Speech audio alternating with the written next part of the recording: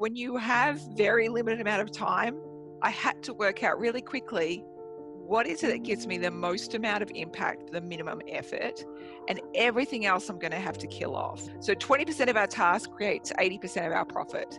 And that usually holds true. So you have to experiment and work out what's that 20% that creates the 80% and then kill off the rest of it.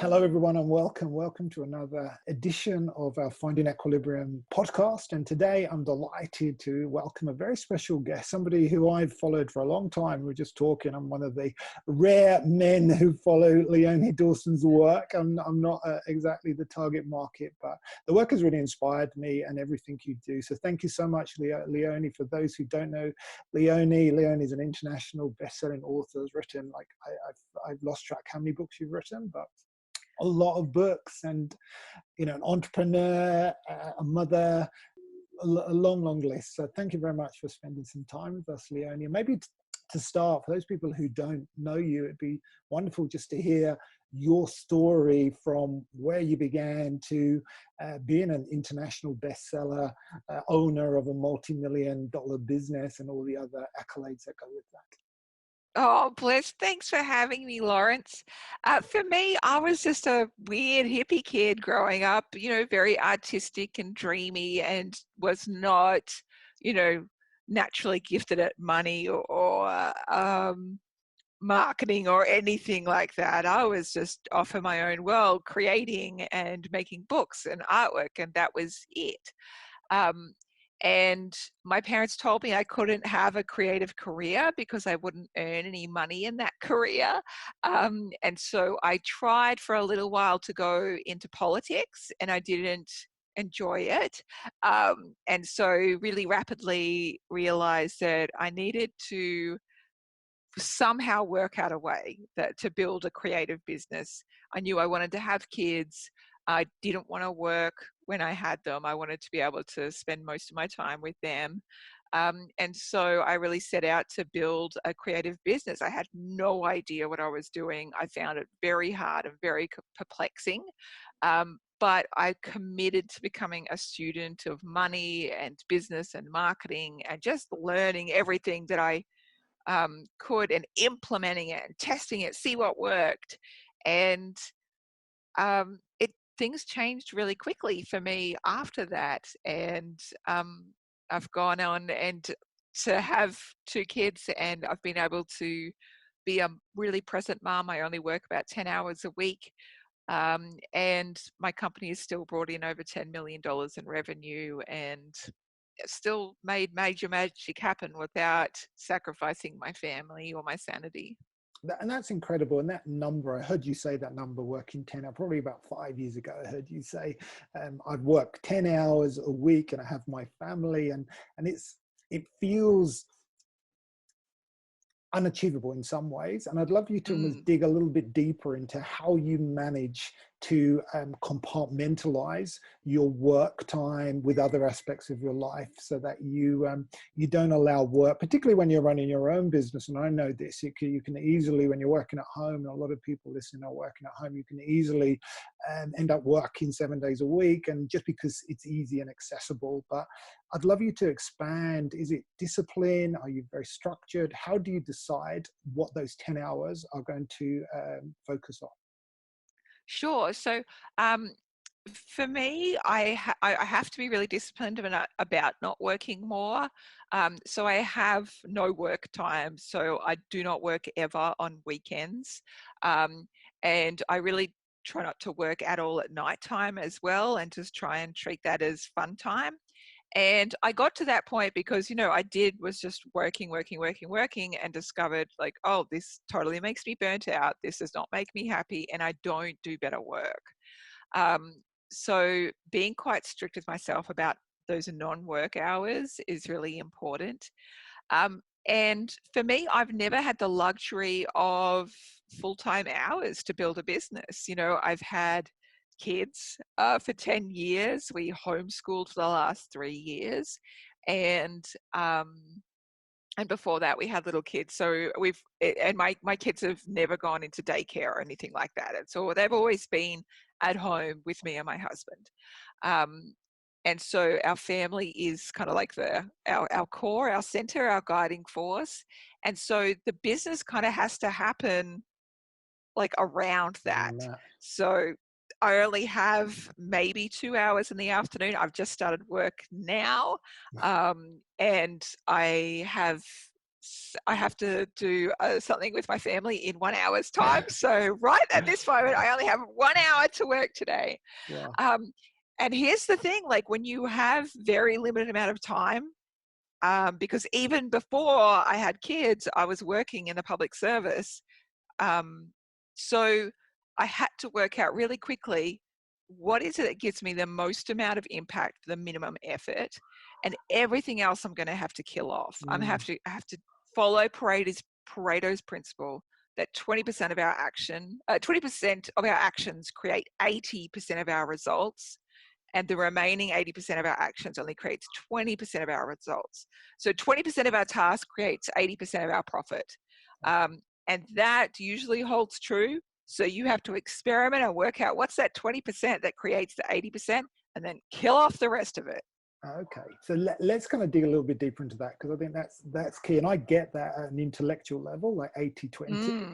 But when it comes down to killing off the tasks, particularly if these are creative projects that you're attached to, sometimes it's not as easy to work out which ones are going to have the biggest impact. And you've done so many projects, lots of books, and those so the level of output that you've achieved in 10 hours is extraordinary. It's a huge, and I don't think you've got a massive team of people that you're working with, so you really have mastered the skill of being resourceful and being focused and killing off things that clearly are not serving you. But please share some of your tips that you've learned over the years, because this must have been a muscle that you've honed and developed and really kind of worked through. When I look back at my time, I think, golly, I could literally have, so many of my tasks were not necessarily wasted, but they weren't necessarily projects that were completed. And with the power of foresight, or hindsight rather, we've got that opportunity to go back and change. So it becomes easier. But any tips you have or guidance to help people really pinpoint the activities or where they should focus their time to get the biggest impact? Sure. So first and foremost, with the creative projects, like I've absolutely done lots and lots of different things. However, I've only done one thing at a time. And then I market the absolute crap out of it. Like Okay. it's got to make a lot of money before I can move on to the next thing. So that's the two parts. And that's it's not something that I, particularly enjoy doing. I'd love to just keep on in that creative cycle 24/7. But I do love money. I love making money because it means that I can continue doing all the things that I'm doing. It means that I can continue doing amazing philanthropic projects. So I need to make sure I finish the task and then market the absolute crap out of it, and get the full amount of juice. And when it comes down to it, marketing really is just making sure that you're finding all the people who need your product, and making sure they understand why they need it in their lives, and making it very, very easy for them to say yes. So marketing my projects and just sticking with one project until it's made gold. That's one big thing. And you're right, I don't have a large team. I used to have a large team. I had up to 25 staff at one point. I absolutely hated it. And I found that it meant that I had to work harder and a lot more. And it made more revenue, but it didn't make more profit. So you So for felt me, you had a bigger business, but a smaller profit. yeah, and I'm a profit monster. I was like, this sucks. I hate this so much. And so now I run a very, very lean machine. So I have one part-time assistant who works 20 hours a week, and that's it. And she's only just started working 20 hours a week in the last month or so. Before that, she was kind of 5 to 10 hours a week. So Oh, we okay. feel quite luxurious having her for 20. Wow. So you must outsource a lot, because just doing the maths, if you like, in terms of the output and the books and some of the things that you produce, so you're either like super fast at pulling the projects together, or you're outsourcing design and some of these other elements. Are you doing that, or is it all No, you? You're just superwoman. it's Superwoman. well, no, it's the thing that I found is because I used to outsource a whole bunch of stuff, right? And I found it added more time to my calendar than less. So, Right. for example, when I used to do the workbooks with a whole team that were helping me, we would go through so many iterations of drafts and, just like so many talking meetings to talk about what the books were going to look like, where I can easily just go disappear for, a few weeks, like do the whole thing myself, maybe get my husband to help me on a few things, and then we're done and dusted. And Mhm. so something that used to take me 9 months with a large team takes me like 3 weeks now. That's really interesting. So Really. it's a bit like, and I personally love doing those things. So Mhm. that's what I do now.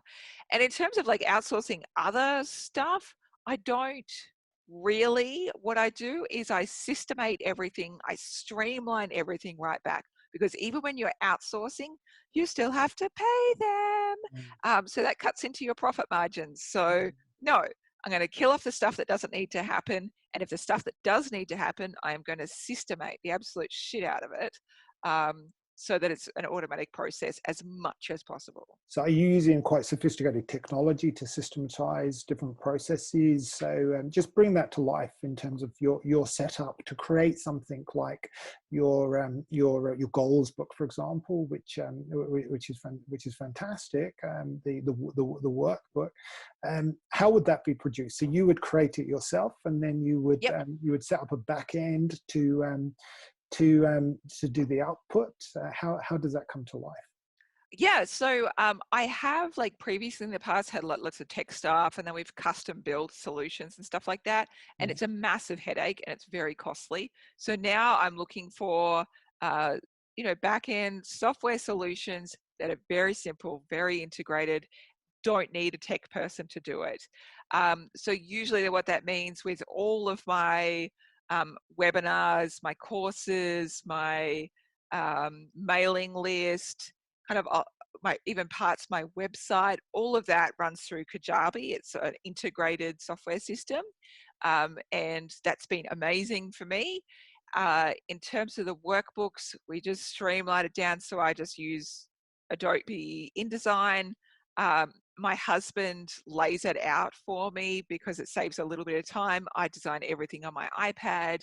Um, and then once I've gotten it to a point where we have like my assistant look over it, I look over it, any errors get fixed, but otherwise we just pop it straight into using a print on demand software system and printing it that way, because I used to print in China and then like have to send them on three ships across the world to different like distribution houses, and it was a full-blown process and I needed Mm. full-time staff just to manage that. So like it sucked. And so now I just use like very simple like print on demand Yeah. solutions or software that's already available. It's a really interesting story, isn't it? How you've kind of developed a business, grown it, and had all these staff, added a lot of complexity, and now you've gone almost back to basics to simplify the process and really reduce the level of stress, which is giving you that freedom. And I think your first tip around do one thing at a time, I think that's something we can all learn from, myself included. I tend to do like multiple things because as a creative, you do get inspired and you want to um, take action, if you like, when the inspiration strikes. But if you don't get the satisfaction of completion, then you don't get that energy. And I heard you talking the other day actually about the energy that you get from completing a project. um, Mm. which I think is something we often, because when you look at a project, any project, you have the kind of beginning bit, which, you know, is exciting, energizing because it's new and different. And then of course you get the middle bit where it's like a lot of heavy lifting. That's often when we lose interest and stop. And then you get the end bit, which is super energized and exciting. I do a lot of events, so you get that sense of completion, because if you're going to do an event, you do the event and it has to happen and it all comes together. So I relate to that and understand that. But I'd love you to expand on that and just talk about the energy and how you keep going during that middle stage of a project to get the benefit of the energy at the end.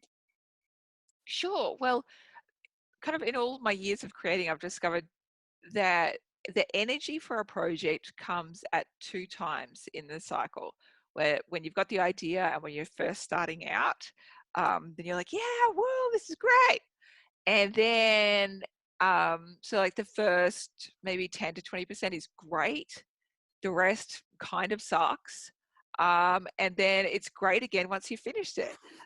So I'm just chasing the next high and the high of completion, Right. because and as soon as once you've completed as well, you get this like natural energy shift and you're like, yeah, let's me do the next thing next. And that energy helps you roll through it. It also it makes me think about childbirth as well, because as one of my midwives would say, like, Leonie, this isn't going to be like ecstatic. Like this, like this is going to be hard work, because to split one human into two is hard work. Mm, But you can do this. And so I think now, okay, well, this process of splitting myself into one human and one creation mm, is hard work. And just because it's hard doesn't mean I can't do it or that I should stop. mm. I still need to birth this creation into the world and It's a go good through way of that looking at it. transition. Yeah, no, I love that. That's really cool. Maybe if we just change pace a little bit, because clearly the context that we're in at the moment isn't ideal. We've got a lot of uncertainty, a lot of change that people are coping with, and a lot of people are suffering. Like with my own total well-being equilibrium model, financial well-being is one of the pillars, and certainly in my work, we're seeing a lot of people who are experiencing, a great reduction in income and, uncertainty around jobs.